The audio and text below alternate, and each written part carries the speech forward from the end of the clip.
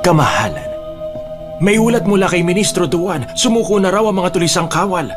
At si Prinsipe De ay nahuling buhay ng mahal na prinsipe. Kung ganon, kumilos na siya. Ayon sa anak niyo, si Prinsipe De ay kasapi pa rin ng maharlikang angkan. Kaya naman, iiwan niya sa inyo ang pagpapasya. Ipaalam mo agad na parusahan siya ng kamatayan. Masusunod po. Sige na. Kamahalan! Kamahalan! Kamahalan! Pahinga muna kayo. Huwag mo akong alalahanin. Ipatupad mo ang utos Kamahalan! ko. Sundin mo ang utos ko. Opo. Bilisan mo. Kailangang ipatupad mo agad.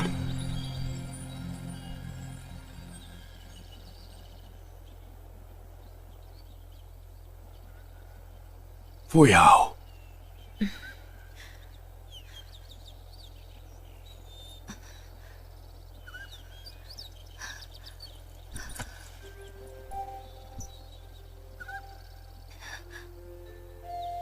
Tatang Shu?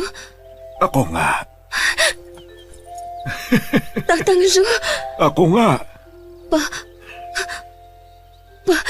Patay na ba ako, Tatang?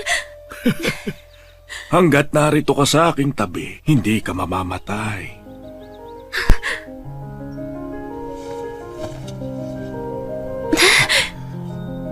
Tatang! Totoo nga!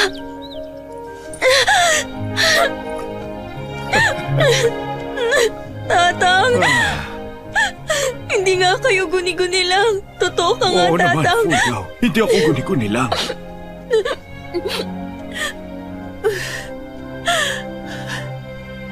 Noong tayo naroon sa bundok ng Xuanyuan, lahat ng iyong mga nakita ay mga pangitain gusto kong makita mo talaga. Alam kong marami ka pang dapat malaman, kaya naman hayaan mong isa-isahin ko. Tatang! Ang naging paglalakbay ko ay hindi naging madali. Pagod na ako, Tatang. Alam ko.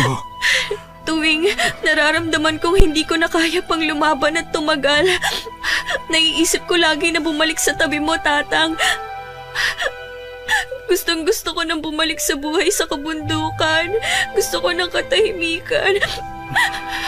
Ngunit alam ko na wala na rin naman kayo. Ako na lang mag-isang mabubuhay. Tatang, labis po ang pananabik kong makita kayo. Fuyaw. Nasabik po akong makita kayo, Tatang. Fuyaw, makinig ka sa akin. Mula nang lumisan ka sa bundok ng Xuanyuan, lagi lang ako nakaagapay sa'yo saan ka man mapunta.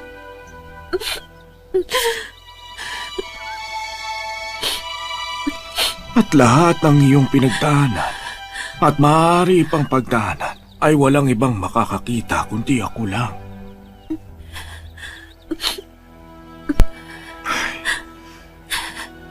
Hindi mo man maramdaman yon. Hindi ako nang himasok sa mga pagpapasya mo. Ngunit, Fuyaw, nakita ko ang lahat ng iyong paghihirap, ang lahat ng iyong pagtitiis. At upang marating mo ito, abay talagang maligaya ako para sa'yo. Nang makita kayong muli, ay sapat na upang maging malakas ako. Tatang, wag niyo na akong iiwan muli. Hindi na, ha? Tatang, may nais akong tulungan na tao. Nais ko siyang makasama. Gusto ko makinig ka sa akin mabuti. Halos nasa bingit ng kamatayan ng iyong buhay. Bakit kailangan mong isipin ng iba? Ngunit si Wuji ay... Oo, alam ko.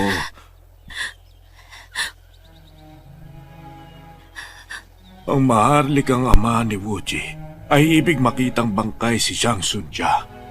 Nais niyang habang buhay na pagsisihan ni Wuji ang lahat. Yung ba dahilan kaya gusto mo siyang pigilan? Tatang, paano niyong... Sa ganitong kalagayan mo ngayon, hindi kita papayagan. Ngunit bakit naman, Tatang Zhu? Dahil ito ang uri ng kapalarang nakatalaga sa inyong dalawa ni Wuji. At yun ang kailangan mong tanggapin. Isa pa, mahina pa ang pangangatawan mo, ha? Tatang, kailangan ko pong tulungan si Wuji. Kailangan niya ako. Kung hindi ko rin lang kayang panghawakan ang kapalaran ko, ano't bakit pa ako mabubuhay? Makinig ka na Tatang, lang. pakiusap. Fuyaw!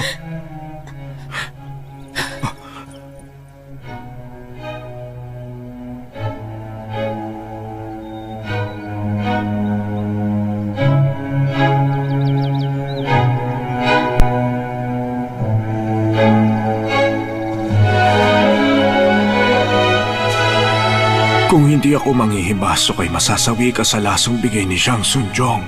At sa gagawin kong panghihimasok, magsusumamo ako sa kalangitan. At hindi mo na matatakasan pa ang iyong nakatakdang kapalaran.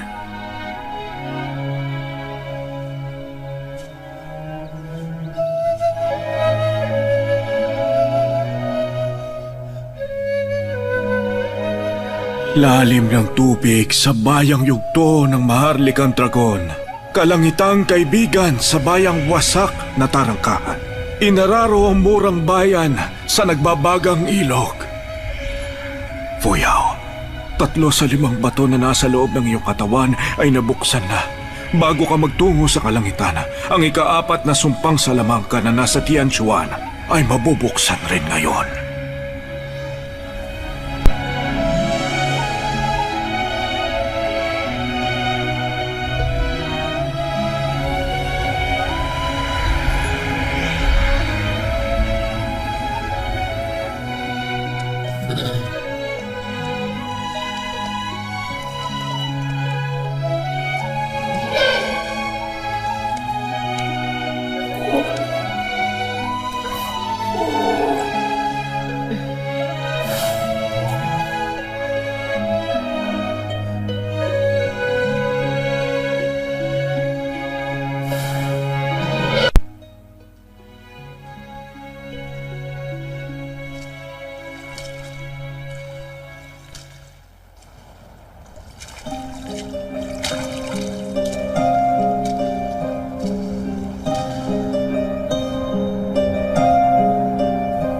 Kung ganon, ikaw ang natatangi sa bato na 5 kulay.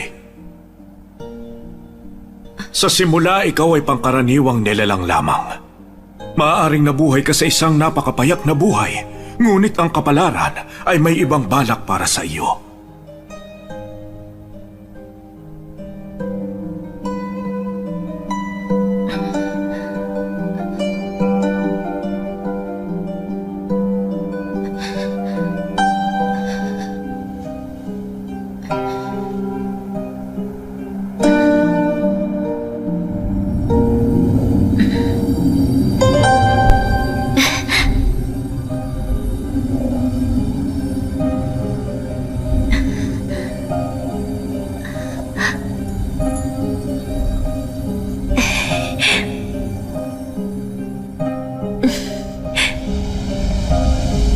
Ilang libong taon na ang nakalipas. 5 kaharian ang naglaban-laban. Nagapiman ng masamang apoy na si Di Feidian. Hindi siya lubos na lumisan. Ilan sa mga naiwan niyang dugo ay namuo at nabuo ang 5 makukulay na bato. Ang 5 makukulay na bato ang nagsilbing gabay upang mawasak mo ang sumpa. Kapag nabasag na ang 5 sumpa, ang masamang si Di Feidian ay muling magigising.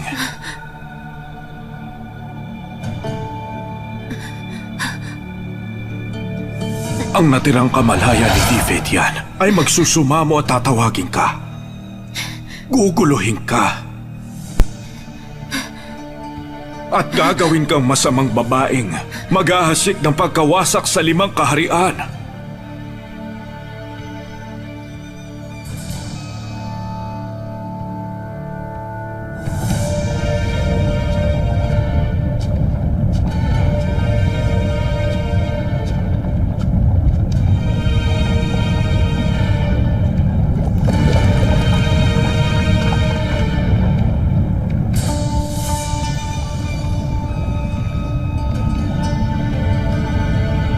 ang iyong kaganapan. Ang siyang nagbigay buhay muli kay Di Fetian upang mabuhay at makabalik. Sa oras na mawasak mo ang 5 sumpa, ay siya namang oras ng kanyang pagising. Ikaw, ang pinakautak na siyang maghahatid sa pagkawasak sa 5 kaharian. Tanging ang tunay mong kamatayan ang magpapalaya sa mga mamamayan laban sa isa pang uri ng purgatorio sa lupa. At sa mundong ito, tanging isang nilalang ang siyang wawasak sa iyo. At ang taong ito, sino siya? Ngayon, ang kapangyarihan ng kasamaan sa iyong kaloob-looban ay lalo pang lumakas. Tanging siya ang tunay na wawasak sa iyo. At gagawin kang usok at alikabok upang hindi ka na makapanggulo pa sa mga tao sa mundo.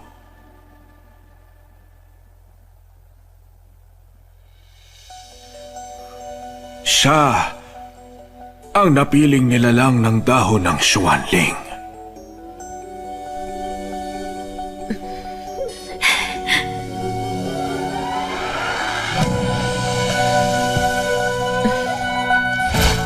Ang dahon ng Xuanling ang aking handog sa iyo. Sakali mong makuha mo ito sa akin, mawawala ang sumpa.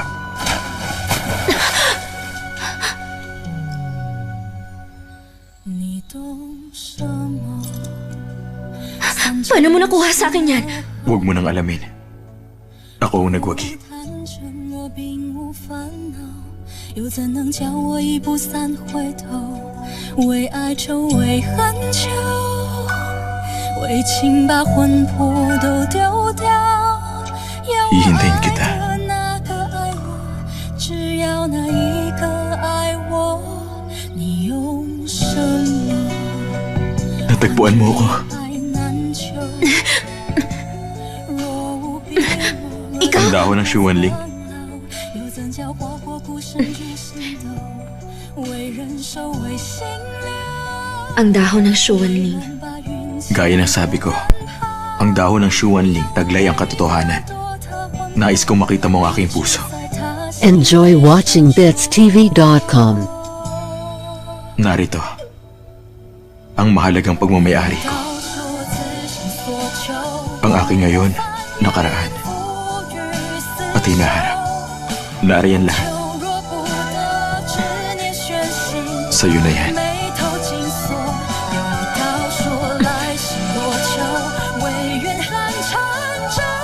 Ikaw nga yan. Kaya lang, ang nakatadhana sa ating hindi magandang pag-iibigan.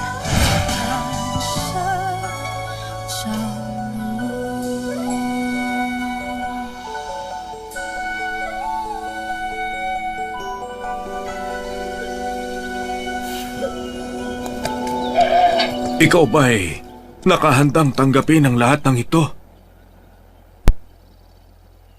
Kailan ba ako nagkaroon ng karapatang mamili? Ang buhay ko't kamatayan ay di basta tungkol sa akin. Kung ang kamatayan ko ay magbibigay kapayapaan sa lahat, wala na akong panghihinayangan.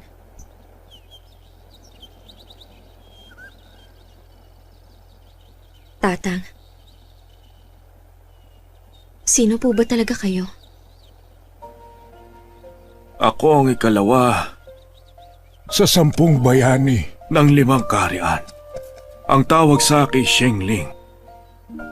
Buong buhay ko, naglakbay ako at hindi inalintala ang makamuntong bagay. At hindi sinasadyang nakita kita sa tabing ilog.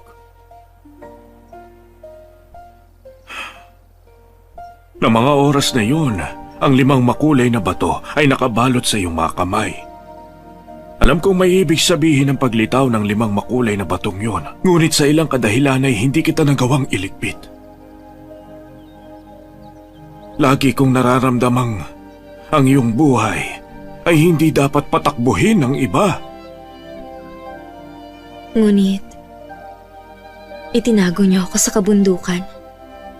Tama ka.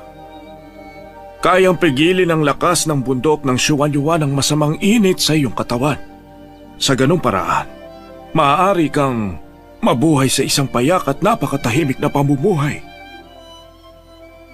Ngunit ayokong mabuhay ng ganon. Tatang, sa aking naging paglalakbay, wala akong pinanghinayangan. Oo nga't lubhang mapanganib, nakilala ko naman ang lalaking mamahalin ko.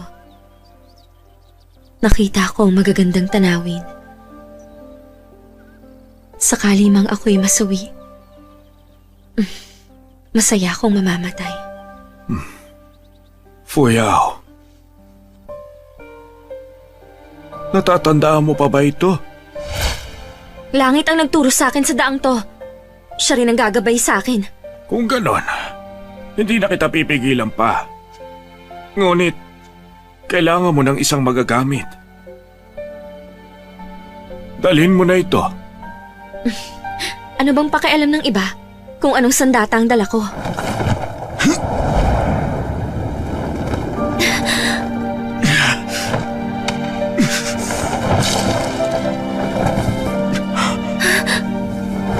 Marunong ka lumangoy? Hindi! Enjoy watching BitsTV.com.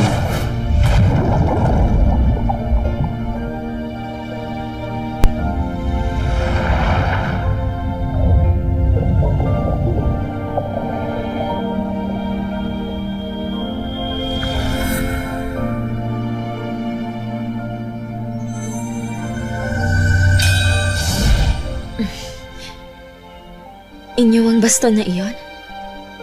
Ito ang patalim na Changqing mula sa kalangitan. Gawa ito mula sa isang napakatandang uri ng kahoy. Sa'yo na ito. Kung maaari ay pakiingatan mo na lang. Ang tagapagmana ng dahon ng Xuanling ay nasa tabi mo lang. Patayin mo siya. Nang sa ganon, wala nang sino pa ang muling makakapanakit sa'yo. Kung hindi mo yun gagawin, patuloy kang maghihirap at masasaktan sa paglalakbay mo. Fuyao, nasabi ko na mga dapat sabihin sa'yo. Ikaw na lang ang tanging makakapagpasya kung ano ang nais mo.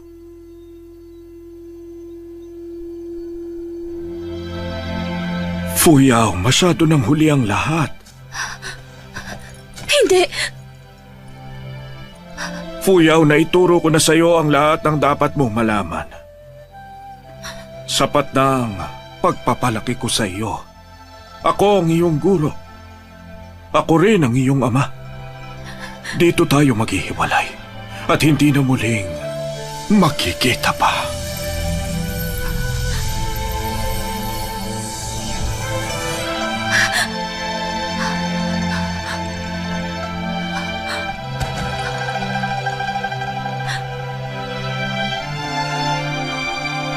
Tatang Shu!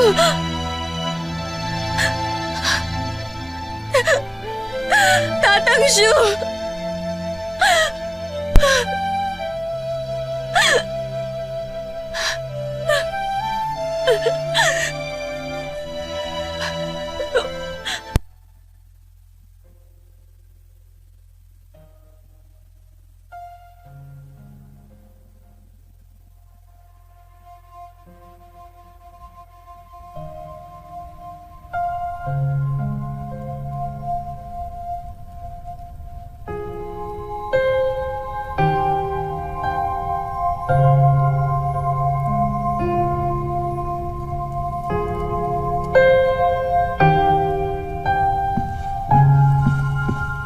Kamahalan, nariyan ang mag-uulat. Kumusta? Anong sabi niya? Ayon sa hari, si Prinsipe De ay lubhang nagkasala. Kaya naman, dapat siyang parusahan. At ayon din sa kanya, kayo mismo ang dapat magparusa.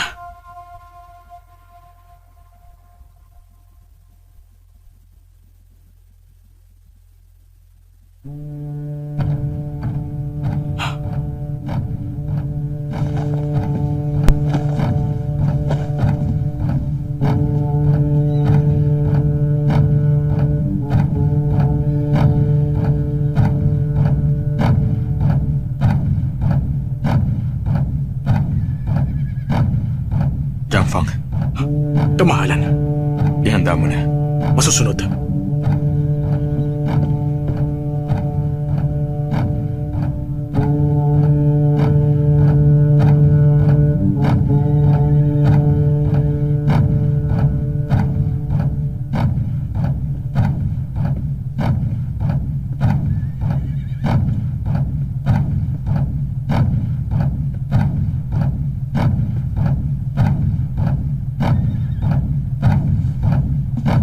Ang hatas ng kamahalan!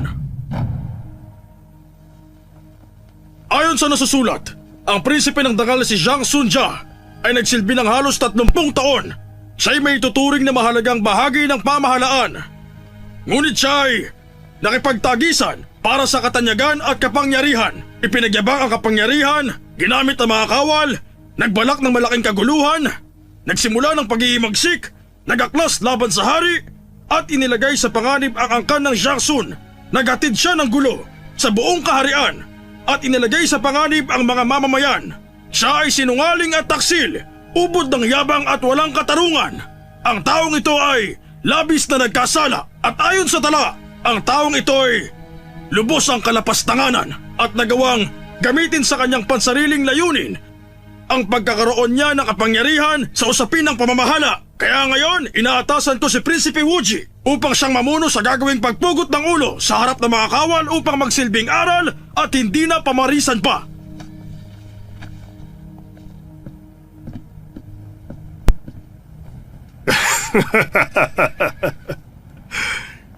Sinungaling at taksil. Ubod ng yabang at walang katarungan. Labis na nagkasala.